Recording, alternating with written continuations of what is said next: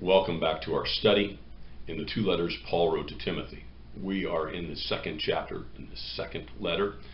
And in our last session, we learned how important it is that we make the choices to cleanse ourselves from the things that keep us from being useful in God's kingdom. And that's very important. We have to make those choices so we can be transformed from vessels of dishonor to vessels of honor.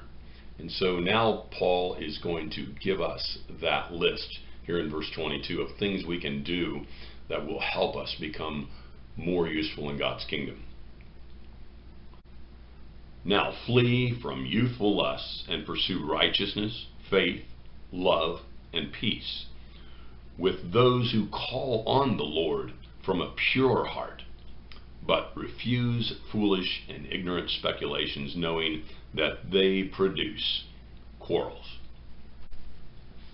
Well, Paul gives you a little bit of a list there of things we need to do, and that will help us become vessels of honor when we make these choices to obey what he's saying there. And he's very accurate in what he does. First of all, he gives us this short list of fleeing youthful lusts and pursuing righteousness, faith, love, and peace. And if we did that, we'd probably have a very, very powerful set of Christians in the church that would change the world.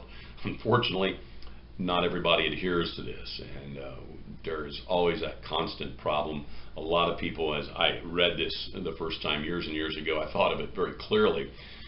We hang on to our youth and the things that we want and the things that we desire before we mature, not only physically, but also as we mature spiritually and, shall we say, even mentally, to realize the variables around us in the world.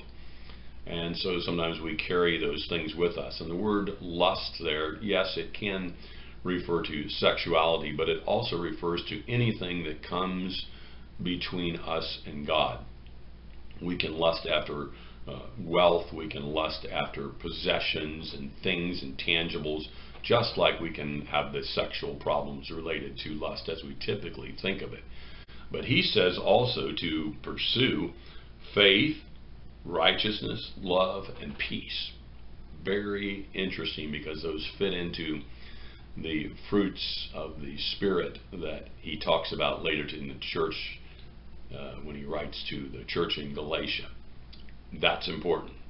He's building a picture here, and he's saying the same thing to many people, so we know what he's saying is of the Holy Spirit, and he's speaking truth to our hearts.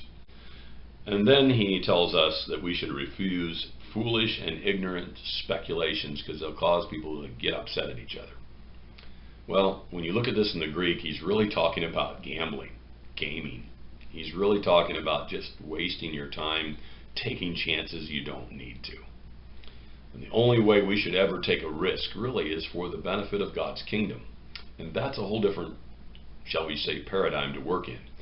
A lot of people just get a thrill out of taking a chance, and sometimes they win and sometimes they don't. And have you ever noticed anyone who gets involved in these foolish speculations, i.e. gambling, i.e. gaming, whatever you want to call it, and they win?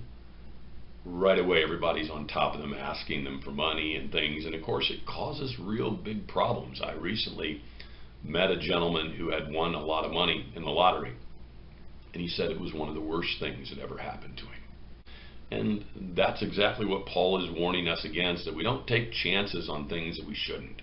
And really the only thing we should ever take a risk with is the things that we can know the Holy Spirit is directing us in. And yes, it may feel like a risk, it may feel like, it may not work out right, but if the Holy Spirit is drawing us into a situation to speak, to minister, to share with people our testimony, yeah, it may be a little bit of a risk, but it's going to be a protected risk because it comes from the Holy Spirit. And that's a whole different paradigm than what we see in just going out and wasting your money, your time, and your effort, and your emotions too, in this foolish speculations that he talks about here.